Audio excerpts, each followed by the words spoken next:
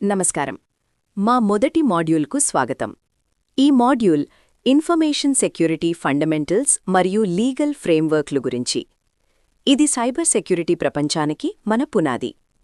ముందుగా ఎడమవైపున security foundation చూద్దాం. ఇందులో టెక్నికల్ ఆపరేషన్స్ ఉన్నాయి. అంటే మన సిస్టమ్స్లోని లోపాలను గుర్తించడం మరియు వాటిని సరిదిద్దడం వంటివి. అయితే ఇది లీగల్ స్టెబిలిటీ అంటే చట్టబద్ధమైన అనుమతితో మాత్రమే జరగాలి. సరైన ఒప్పందం లేకుండా ఎవరి సిస్టంలోకి ప్రవేశించినా అది చట్టవిరుద్ధమవుతుంది. తర్వాత ది CIA ట్రయడ్. ఇది సమాచార భద్రతలో అత్యంత కీలకమైన సిద్ధాంతం. C అంటే కాన్ఫిడెన్షియాలిటీ, గోప్యత. అనాధికార వ్యక్తులు సమాచారాన్ని చూడకుండా నిరోధించడం. I అంటే ఇంటిగ్రిటీ, ఖచ్చితత్వం. సమాచారం మార్చబడకుండా లేదా నాశనం చేయబడకుండా చూసుకోవడం. A అంటే అవైలబిలిటీ, లభ్యత. అవసరమైనప్పుడు అధీకృత వ్యక్తులకు సమాచారం అందుబాటులో ఉండడం. ఈ 3 సూత్రాలు మన భద్రతా లక్ష్యాలు. చివరగా లీగల్ కంప్లయన్స్ CFFA ఉంది. Computer fraud and abuse act CFFA వంటి చట్టాలు సైబర్ సెక్యూరిటీ నిపుణులు పనిచేసేటప్పుడు పాటించాల్సిన హద్దులను నిర్దేశిస్తాయి. అనుమతి లేకుండా ఏ పని చేసినా అది నేరమవుతుంది. మధ్యలో ఉన్న PTA పెనెట్రేషన్ టెస్టింగ్ అగ్రిమెంట్ లేదా టెస్టింగ్ అగ్రిమెంట్ చాలా ముఖ్యం. ఇది టెక్నికల్ ఆపరేషన్స్ను చట్టబద్ధతతో అనుసంధానించే వంతెన. ఈ ఒప్పందం ద్వారానే మనం చట్టబద్ధంగా సైబర్ టెస్టింగ్ను నిర్వహించగలం. ఇక కుడివైపున ఉన్న డిఫెన్స్ ఇన్ డెప్త్ వ్యూహం గురించి మాట్లాడుకుందాం. ఇది ఒకే రక్షణపై ఆధారపడకుండా పలు రక్షణ పొరలను ఏర్పాటు చేయడం. ఇందులో ఫిజికల్ సెక్యూరిటీ, భవనాలు, లాక్లు, network security, firewalls, host security, సర్వర్లు, అప్లికేషన్ సెక్యూరిటీ, సాఫ్ట్వేర్ మరియు డేటా సెక్యూరిటీ, ఎన్క్రిప్షన్ వంటివి ఉంటాయి. ఒక పొర విఫలమైన మిగిలినవి రక్షణ కవచాలుగా నిలుస్తాయి. ఈ పునాది సూత్రాలపైనే మనం పూర్తి సైబర్ సెక్యూరిటీ జ్ఞానాన్ని పెంపొందించుకుంటాం. ధన్యవాదాలు. ఆ పునాది సూత్రాలపై అనగా డిఫెన్స్ ఇన్ డెప్త్ మరియు డేటా సెక్యూరిటీ వంటి అంశాలను మనం చర్చించుకున్నాం.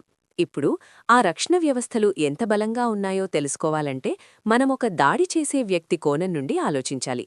అదే మన తదుపరి అంశం, the ethical hacking protocol. Ethical hacking protocol అనేది ఒక నిర్మాణాత్మక విధానం. ఇది చట్టబద్ధంగా, నైతికంగా ఒక సంస్థ యొక్క బలహీనతలను గుర్తించడానికి సహాయపడుతుంది. దీని వెనక ఉన్న ప్రధాన ఉద్దేశ్యం సంస్థల డిజిటల్ ఆస్తులను నిజమైన ముప్పుల నుండి కాపాడటం. అంతా ఒక క్లయింట్ రిక్వెస్ట్తో మొదలవుతుంది. అంటే ఒక సంస్థ తన వ్యవస్థలను పరీక్షించమని అడుగుతుంది. ఇక్కడ అత్యంత కీలకమైన అడుగు సైన్డ్ PTA అంటే దాడి చేయడానికి అధికారిక అనుమతిపత్రం, పర్మిషన్ టు అటాక్ ఉందా లేదా అని నిర్ధారించుకోవాలి.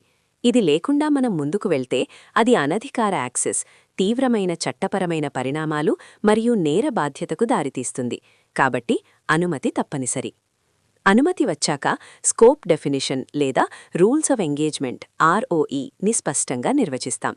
దీని ద్వారా ఏ వ్యవస్థలను పరీక్షించాలి, ఏవి పరీక్షించకూడదు, ఏ పద్ధతులు వాడాలి వంటి స్పష్టమైన సరిహద్దులు ఏర్పడతాయి. ఆ తర్వాత అటాకర్ మైండ్ సెట్తో ఒక వలయాన్ని అనుసరిస్తాం. 1. రికానెసెన్స్ అంటే సమాచారం సేకరించడం. 2. స్కానింగ్ బలహీనతలను గుర్తించడం. 3. గెయినింగ్ యాక్సెస్ వ్యవస్థలోకి చొచ్చుకుపోవడం. 4. మెయింటైనింగ్ యాక్సెస్ అంటే యాక్సెస్ను నిలబెట్టుకోవడం. చివరగా క్లియరింగ్ ట్రాక్స్ మన చర్యల జాడలను తొలగించడం. ఇది ప్రొఫెషనలిజంలో భాగం. ఈ ప్రక్రియ అంతా స్కోప్ అడ్హెరెన్స్ లోబడి ఉండాలి. అంటే CFFA ఉల్లంఘనలను నివారించడం, ROEలోనే ఉండడం, సేవా అంతరాయం కలిగించకుండా ఉండడం మరియు డేటా గోప్యతను గౌరవించడం వంటి నైతిక నియమాలను పాటించడం. ఈ పరీక్షలన్నింటి ఫలితంగా రిపోర్ట్ ఆఫ్ ఫైండింగ్స్ ROFతో కూడిన రెమెడియేషన్ నివేదికను అందిస్తాం.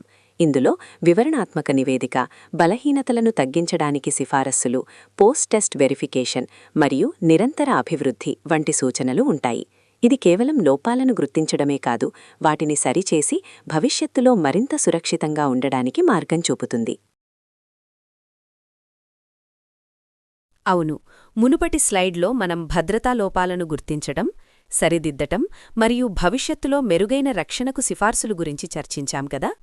ఇప్పుడు ఈ ప్రక్రియలో పాల్గొనేవారు ఎవరు వారి నైపుణ్యాలు మరియు ఉద్దేశ్యాల ఆధారంగా వారిని ఎలా వర్గీకరించాలో చూద్దాం. ఇది మన హ్యాకర్ వర్గీకరణ, నైపుణ్యం మరియు ఉద్దేశ్యం ఆధారంగా వ్యక్తుల ప్రొఫైలింగ్ అనే స్లైడ్. ఈ చార్ట్లో నిలువు అక్షం సాంకేతిక నైపుణ్యం. ఇది బేసిక్ స్క్రిప్ట్ ఆధారితం నుండి ఉన్నత స్థాయి ఎలైట్ కస్టమ్ కోడ్ వరకు ఉంటుంది. అడ్డ అక్షం ఉద్దేశ్యం. ఇది హానికరమైన విధ్వంసకరమైన నుండి నైతిక రక్షణ వరకు విస్తరించి ఉంటుంది. మనం దిగువ ఎడమ నుండి ప్రారంభిస్తే 1 స్క్రిప్ట్ కిడ్డీస్ ఉన్నారు. వీరు తక్కువ నైపుణ్యం కలిగి ఉంటారు. ప్రాథమిక దాడుల కోసం సిద్ధంగా ఉన్న టూల్స్ ఉపయోగిస్తారు మరియు ఎక్కువగా దృష్టిని ఆకర్షించడానికి ప్రయత్నిస్తారు. వీరి ఉద్దేశ్యం సాధారణంగా విధ్వంసకరంగా ఉంటుంది. అదే విధ్వంసకర ఉద్దేశ్యంతో కానీ ఉన్నత నైపుణ్యంతో ఉన్నవారు 2 సైబర్ క్రిమినల్స్ ఏపీటీలు. వీరు ఆర్థిక లాభం లేదా గూఢచర్య కోసం పనిచేస్తారు, నిర్దిష్ట విలువైన సంస్థలను లక్ష్యంగా చేసుకుంటారు మరియు చాలా అధునాతన కస్టమ్ కోడ్ను వ్రాస్తారు. ఇప్పుడు మిట్నిక్ పారాడాక్స్ని గమనించండి. ఇది చెప్తుంది నైపుణ్యం స్థిరంగా ఉంటుంది, అధికారం మారుతుంది. అంటే ఒక వ్యక్తి యొక్క సాంకేతిక సామర్థ్యం ఒకే విధంగా ఉన్నప్పటికీ వారి ఉద్దేశ్యం మరియు వారికి ఉన్న అధికారం మారినప్పుడు వారి వర్గీకరణ కూడా మారుతుంది. దీనికి ఉదాహరణగా ఉన్నత నైపుణ్యం కలిగి నైతిక రక్షణాత్మకమైన ఉద్దేశ్యంతో పనిచేసేవారే 3 వైట్ హ్యాట్స్. వీరు భద్రతా లోపాలను కనుగొని పరిష్కరించడానికి హ్యాకింగ్ను ఉపయోగిస్తారు, సంస్థలను రక్షిస్తారు. వీరు లక్ష్యం నుండి అనుమతి పొందుతారు. మధ్యలో ఉన్నవారు 4 గ్రే హ్యాట్స్. వీరు కూడా ఉన్నత నైపుణ్యం కలిగి ఉంటారు, చట్టాలను ఉల్లంఘించవచ్చు కానీ హానికరమైన ఉద్దేశ్యంతో కాదు. తరచుగా వారు కనుగొన్న లోపాలను బాధ్యతాయుతంగా తెలియచేస్తారు. మొత్తంగా చూస్తే బ్లాక్ హ్యాట్స్ హానికరమైన మరియు అనుమతి లేని చర్యలకు పాల్పడతారు. వైట్ హ్యాట్స్ నైతిక మరియు రక్షణాత్మకంగా అనుమతితో పనిచేస్తారు. గ్రే హ్యాట్స్ చట్టపరమైన గ్రే ఏరియాలో పనిచేస్తూ అనుమతి లేకుండా లోపాలను కనుగొన్న బాధ్యతాయుతంగా వెల్లడిస్తారు. ఈ వర్గీకరణ సైబర్ ప్రపంచంలో విభిన్న నటులను అర్థం చేసుకోవడానికి చాలా కీలకం. ఆ వర్గీకరణకు కొనసాగింపుగా ఇప్పుడు హ్యాకర్ల ప్రధాన వర్గాలను మరియు వారి ప్రత్యేకతలను పరిశీలిద్దాం. ముందుగా వైట్ హ్యాట్ హ్యాకర్లు. వీరు అనుమతితో చట్టబద్ధంగా పనిచేస్తారు. కంపెనీ భద్రతా లోపాలను కనుగొని రక్షణ కల్పించడమే వీరి ముఖ్య ఉద్దేశ్యం. తరువాత గ్రే హ్యాట్ హ్యాకర్లు. వీరు అనుమతి లేకుండానే భద్రతా లోపాలను కనుగొంటారు. వీరి ఉద్దేశ్యం కొన్నిసార్లు అస్పష్టం, చట్టపరంగా గ్రే ఏరియాలో పనిచేస్తారు. లోపాలను బాధ్యతాయుతంగా తెలియజేయొచ్చు లేదా స్వప్రయోజనానికి ఉపయోగించుకోవచ్చు. చివరగా బ్లాక్ హ్యాట్ హ్యాకర్లు. వీరు పూర్తిగా అనధికారికంగా చట్టవిరుద్ధంగా పనిచేస్తారు. ఆర్థిక లాభం, సమాచారం దొంగిలించడం, విధ్వంసం లేదా సైబర్ దాడులు చేయడం వీరి లక్ష్యం. వీరు సంస్థలకు తీవ్ర నష్టం కలిగిస్తారు. ఈ 3 ప్రధాన వర్గాలతో పాటు సైబర్ ప్రపంచంలో ఇతర ముఖ్యమైన నటుల తరగతులు కూడా ఉన్నాయి. మొదట స్క్రిప్ట్ కిడ్డీస్. సాంకేతిక నైపుణ్యం లేని వీరు ఇతరులు తయారుచేసిన టూల్స్తో చిన్నపాటి దాడులు చేస్తారు. వీరి లక్ష్యం కేవలం దృష్టిని ఆకర్షించడం లేదా గందరగోళం సృష్టించడం. తరువాత హ్యాక్టివిస్టులు. రాజకీయ లేదా సామాజిక కారణాల కోసం సైబర్ దాడులు చేసేవారు. ఒక ఉద్యమాన్ని ప్రోత్సహించడానికి ప్రభుత్వ లేదా కార్పొరేట్ సంస్థలను లక్ష్యంగా చేసుకుంటారు. ఇన్సైడర్లు అంటే సంస్థలో పనిచేసే ఉద్యోగులు లేదా మాజీ ఉద్యోగులు. వీరికి అంతర్గత ప్రాప్యత ఉంటుంది. దురుద్దేశ్యంతో లేదా నిర్లక్ష్యంగా వీరు సమాచారాన్ని దుర్వినియోగం చేయవచ్చు లేదా నష్టం కలిగించవచ్చు. చివరగా నేషన్ స్టేట్ నటులు. ప్రభుత్వాల మద్దతుతో పనిచేసే హ్యాకర్లు. అధునాతన నిరంతర బెదిరింపులు ఏపీటీఎస్ ద్వారా సైబర్ గూఢాచర్యం, యుద్ధం మరియు కీలక మౌలిక సదుపాయాలపై దాడులు చేస్తారు. ఈ వర్గీకరణకు ఒక ప్రధాన సూత్రముంది. ఒక హ్యాకర్ ఏ వర్గానికి చెందుతాడనేది వారి అనుమతి మరియు ఉద్దేశ్యంపై ఆధారపడి ఉంటుంది. ఆ అనుమతి మరియు ఉద్దేశ్యం యొక్క ప్రాముఖ్యతను అర్థం చేసుకోవడానికి ఒక నైతిక హ్యాకర్ పాటించాల్సిన ప్రధాన సూత్రాలను మరియు రాజీ పడలేని నిబంధనలను ఇప్పుడు పరిశీలిద్దాం. సెక్షన్ ఏ అంటే ప్రీ ఎంగేజ్మెంట్ 2 అంశాలను వివరిస్తుంది. మొదటిది అధికారం. సిస్టంలను పరీక్షించడానికి ముందు పెనెట్రేషన్ టెస్టింగ్ అగ్రిమెంట్ పీటీఏపై తప్పనిసరిగా సంతకం చేయాలి. ఇది మీ పని చట్టబద్ధమని నిర్ధారిస్తుంది. అనుమతి లేకుండా సిస్టమ్స్ను యాక్సెస్ చేస్తే computer fraud and abuse act CFAA వర్తిస్తుంది. దీనికి తీవ్ర పరిణామాలు ఉంటాయి. రెండవది పరిధి, స్కోప్. మీరు పనిచేయాల్సిన IP అడ్రస్లు, సిస్టంలు మరియు పద్ధతులను స్పష్టంగా నిర్వచించే రూల్స్ ఆఫ్ ఎంగేజ్మెంట్ ROEను తప్పనిసరిగా పాటించాలి. నిర్దేశించిన పరిమితులను ఎప్పుడూ దాటకూడదు. సెక్షన్ బి అంటే ఎగ్జిక్యూషన్ మీ చర్యలు ఎలా ఉండాలో తెలుపుతుంది. మీ ఉద్దేశ్యం ఎల్లప్పుడూ సంస్థ యొక్క భద్రతా స్థితిని మెరుగుపరచడమే. నేను సహాయం చెయ్యాలనుకున్నాను అనే మంచి ఉద్దేశ్యం అనుమతి లేని చర్యలకు చట్టబద్ధమైన రక్షణ కాదు. రెండవది గోప్యత కాన్ఫిడెన్షియాలిటీ. టెస్టింగ్ సమయంలో యాక్సెస్ చేసే వ్యక్తిగత సమాచారం PII మరియు క్రెడెన్షియల్స్ను రక్షించాలి. టెస్టింగ్ పూర్తయ్యాక సేకరించిన డేటాను సురక్షితంగా తొలగించాలి. మూడవది నివేదించడం రిపోర్టింగ్.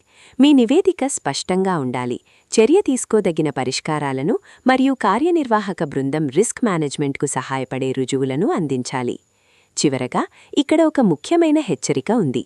CFAA నిబంధనలను ఉల్లంఘిస్తే 1 నుంచి 20 సంవత్సరాల జైలు శిక్ష మరియు మీ విశ్వసనీయత శాశ్వతంగా కోల్పోయే ప్రమాదముంది. అనుమతి, పరిధి మరియు ఉద్దేశ్యంపై ఎల్లప్పుడూ దృష్టి పెట్టండి. అనుమతి, పరిధి, ఉద్దేశ్యంపై అవగాహనతో ఇప్పుడు సంస్థలు నైతిక హ్యాకర్లను ఎందుకు నియమించుకుంటాయో, దీని వెనక ఉన్న వ్యాపార ప్రయోజనాలు, పెట్టుబడిపై రాబడి ROI ఎలా ఉంటుందో చూద్దాం. ఇది కేవలం సాంకేతిక అవసరం కాదు, వ్యూహాత్మక వ్యాపార నిర్ణయం. ముందుగా భద్రత యొక్క ఆర్థిక కోణాన్ని చూద్దాం.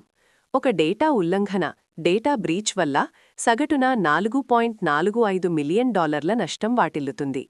దీనికి విరుద్ధంగా ప్రవేశ పరీక్ష, పెనెట్రేషన్ టెస్టింగ్ లేదా బగ్ బౌంటీ వంటి నైతిక హ్యాకింగ్ సేవలకు కేవలం $5,000 నుండి $50,000 మాత్రమే ఖర్చవుతుంది. ఈ చిన్న పెట్టుబడి 400:1 ROIని అందిస్తుంది. అంటే నష్టాన్ని నివారించడం ద్వారా భారీ ప్రయోజనం. భద్రతలో పెట్టుబడి పెట్టడం తెలివైన నిర్ణయమని ఇది స్పష్టం చేస్తుంది. రెండవది నియంత్రణా సమ్మతి regulatory compliance. HIPAA, GDPR, PCI DSS, SOC 2 వంటి ప్రమాణాలకు కట్టుబడి ఉండటం సంస్థలకు కీలకం. వీటిని పాటించకపోతే ఆదాయంలో 4% వరకు జరిమానాలు మరియు చట్టపరమైన పరిణామాలు ఎదురవుతాయి. నైతిక హ్యాకర్లు లోపాలను గుర్తించి సరిదిద్దడంలో సహాయపడతారు. తద్వారా ఈ భారీ జరిమానాలను నివారించవచ్చు. చివరగా చురుకైన రక్షణ ప్రోయాక్టివ్ డిఫెన్స్. నైతిక హ్యాకర్ 1 నుండి 10 రోజుల లోపల లోపాలను కనుగొని నివేదిస్తాడు.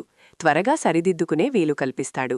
దీనికి విరుద్ధంగా దురుద్దేశ్యపూర్వక హ్యాకర్ మెలీషియస్ యాక్టర్ నెలల తరబడి నిఘా చేసి భారీ డేటా దొంగతనం మరియు నష్టాన్ని కలిగిస్తాడు.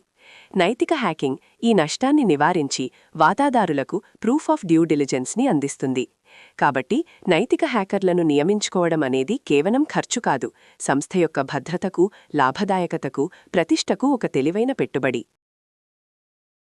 మునుపటి స్లైడ్లో నైతిక హ్యాకింగ్ కేవలం ఖర్చు కాదని, సంస్థ యొక్క భద్రతకు, లాభదాయకతకు, ప్రతిష్టకు ఒక తెలివైన పెట్టుబడి అని చర్చించాము.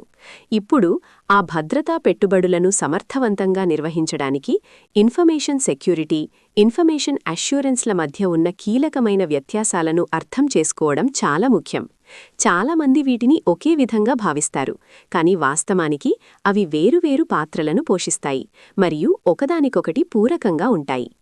మొదట ఇన్ఫర్మేషన్ అష్యూరెన్స్ IA అనేది ఒక సంస్థ యొక్క సమగ్ర వ్యూహం, స్ట్రాటజీ. ఇది ఏమిటి, ఎందుకు అనే ప్రశ్నలకు సమాధానమిస్తుంది. ఒక సంస్థ తన సమాచార ఆస్తులను ఎలా సురక్షితంగా ఉంచుకోవాలి, వ్యాపార లక్ష్యాలతో ఎలా సమలేఖనం చెయ్యాలి మరియు ప్రమాదాలను ఎలా తగ్గించాలి అనే దానిపై దృష్టి సారిస్తుంది. ఇది డేటా ఖచ్చితత్వం, నియమ నిబంధనలకు కట్టుబడి ఉండడం, కంప్లయన్స్ మరియు వ్యాపార లక్ష్యాలతో ప్రమాదాల సమలేఖనాన్ని నిర్ధారిస్తుంది. దీనికి విరుద్ధంగా ఇన్ఫర్మేషన్ సెక్యూరిటీ ఇన్ఫోసెక్ అనేది యుక్తులు, టాక్టిక్స్. ఇది ఎలా అనే ప్రశ్నకు సమాధానమిస్తుంది. అంటే ఎన్క్రిప్షన్, ఫైర్వాల్లు, మాల్వేర్ రక్షణ మరియు సంఘటనలకు ప్రతిస్పందన వంటి సాంకేతిక అమలులను ఇది సూచిస్తుంది. ఇది నిజమైన రక్షణ చర్యలను తీసుకుంటుంది. ఈ మొత్తం ప్రక్రియలో 3 ప్రధాన స్తంభాలున్నాయి. మొదటిది గవర్నెన్స్. ఇది NIST, ISO వంటి ఫ్రేమ్వర్కులు, విధానాలను రూపొందించి ప్రమాణాలను, నియమాలను నిర్దేశిస్తుంది. రెండవది టెక్నికల్. ఇది హార్డ్వేర్, సాఫ్ట్వేర్లను అమలు చేయడం, వాటిని మోహరించడం, డిప్లాయ్ వంటి వాటిని చేస్తుంది. మూడవది కంప్లయన్స్. ఇది GDPR, HIPAA, PCI DSS వంటి చట్టపరమైన నియంత్రణ అవసరాలను తీర్చడం మరియు జరిమానాలను నిర్వహించడాన్ని సూచిస్తుంది. మరియు ఈ మొత్తం వ్యవస్థను కనెక్ట్ చేసేది మన వ్యూహాలు, యుక్తులు ఎంత సమర్థవంతంగా ఉన్నాయో ధృవీకరించేది పెన్ టెస్టింగ్. మనం రూపొందించిన వ్యూహాలు, అమలు చేసిన యుక్తులు వాస్తవంగా ఎంత పటిష్టంగా పనిచేస్తున్నాయో పెన్ టెస్టింగ్ ద్వారా నిర్ధారిస్తాము. ఇది కేవలం ఒక టెక్నికల్ చర్య మాత్రమే కాదు, మన మొత్తం భద్రతా వ్యూహం ఎంత పటిష్టంగా ఉందో పరీక్షించే ఒక కీలకమైన సాధనం. పెన్ టెస్టింగ్ ద్వారా మన భద్రతా వ్యూహాలు వాస్తవంగా ఎంత పటిష్టంగా పనిచేస్తున్నాయో నిర్ధారించుకున్నాం కదా. ఇప్పుడు మనం అసలు ఏమిటి రక్షించడానికి ప్రయత్నిస్తున్నాం అనే మౌలిక సూత్రాలను పరిశీలిద్దాం. ఈ స్లైడ్ ద CIA ట్రయాడ్ గురించి వివరిస్తుంది. ఇది ఇన్ఫర్మేషన్ సెక్యూరిటీలోని ప్రధాన సిద్ధాంతాలను సూచిస్తుంది. ఇందులో 3 ముఖ్యమైన అంశాలున్నాయి: గోప్యత, సమగ్రత మరియు లభ్యత. మొదట గోప్యత, కాన్ఫిడెన్షియాలిటీ అంటే అనధికార వ్యక్తుల నుండి సమాచారాన్ని రక్షించడం.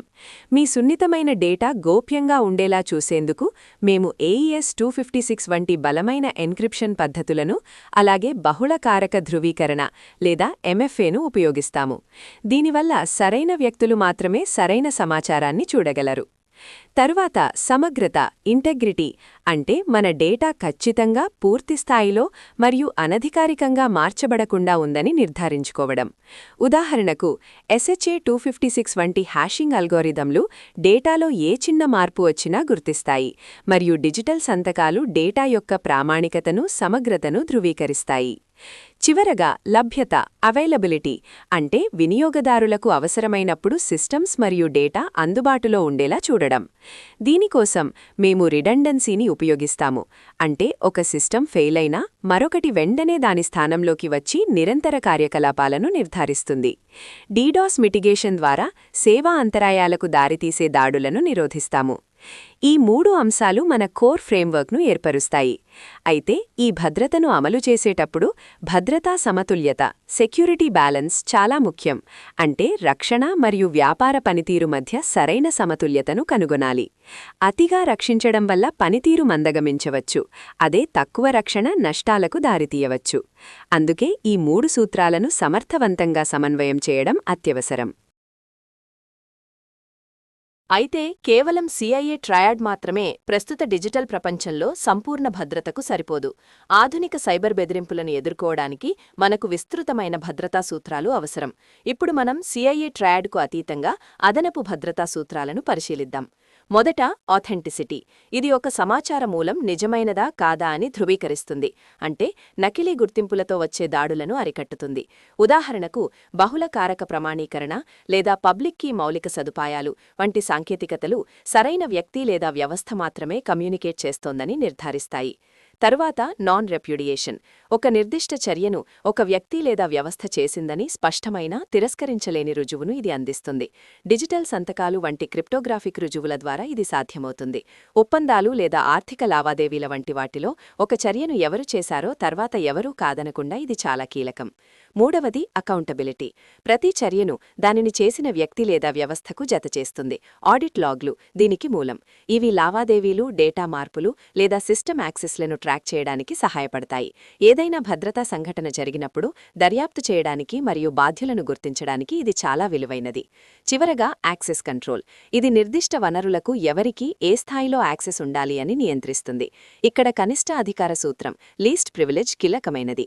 అంటే ప్రతి వినియోగదారుడు తమ పనిని పూర్తి చేయడానికి అవసరమైన కనీస అధికారాలను మాత్రమే కలిగి ఉంటారు. పాత్ర ఆధారిత యాక్సెస్ నియంత్రణ మరియు ప్రత్యేక యాక్సెస్ నిర్వహణ వంటివి ఉపయోగించి ఒకవేళ భద్రతా ఉల్లంఘన జరిగినా దాని ప్రభావం పరిమితంగా ఉండేలా చూస్తుంది. ఈ అదనపు సూత్రాలు CIA ట్రయాడ్ను బలోపేతం చేసి మన భద్రతా నిర్మాణాన్ని మరింత సమగ్రంగా చేస్తాయి. ఈ అదనపు సూత్రాలు CIA ట్రయాడ్ను బలోపేతం చేసి మన భద్రతా నిర్మాణాన్ని మరింత సమగ్రంగా చేస్తాయి. అయితే ఈ భద్రతా సూత్రాలను మనము ఎలా అర్థం చేసుకోవాలి మరియు వాటిని ఎలా అంచనా వేయాలి? దానికోసమే ఈ సెక్యూరిటీ ట్రయాంగిల్ మనకు సహాయపడుతుంది. ఈ స్లైడ్లో మనం ముప్పు, థ్రెట్, దుర్బలత్వం, వల్నరబిలిటీ మరియు దోపిడీ, ఎక్స్ప్లాయిట్ అనే 3 ప్రధాన అంశాలను కలిపి సెక్యూరిటీ ట్రయాంగిల్ను పరిశీలిద్దాం. ఇది రిస్క్ను ఎలా అంచనా వేయాలో వివరిస్తుంది. ముందుగా ముప్పు థ్రెట్ అంటే ఒక సంభావ్య ప్రమాదం లేదా దాడి చేసే వ్యక్తి. ఇది నష్టాన్ని కలిగించే అవకాశమున్న ఏజెంట్.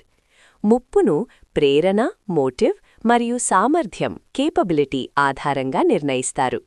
సైబర్ దాడులు, అంతర్గత ముప్పులు, భౌతిక దాడులు దీనికి ఉదాహరణలు.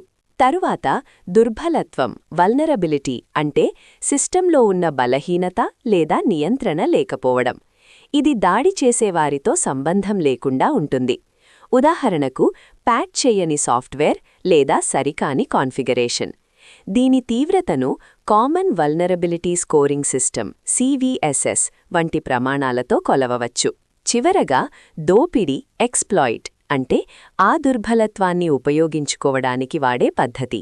ఇది పబ్లిక్ డేటాబేసుల్లో లభ్యమయ్యే సాధారణ పద్ధతుల నుండి ఇంకా ఎవరికీ తెలియని జీరో డే దోపిడీల వరకు ఉంటుంది. ఈ మూడింటి కలయికతోనే మనకు రిస్క్ ఫార్మ్యులా ఏర్పడుతుంది. రిస్క్ అనేది ముప్పు, దుర్బలత్వం మరియు దానివలన కలిగే ప్రభావం ఇంపాక్ట్ యొక్క ఉత్పత్తి. ఈ మూడు అంశాలలో ఏదో ఒకదానిని తగ్గించగలిగితే మొత్తం ప్రమాదం కూడా తగ్గుతుంది. ఈ సూత్రాలను అర్థం చేసుకోవడం ద్వారా మనం మన సంస్థ భద్రతా విధానాలను మరింత సమర్థవంతంగా మెరుగుపరుచుకోవచ్చు. ఈ సెషన్లో పాల్గొన్న మీ అందరికీ ధన్యవాదాలు.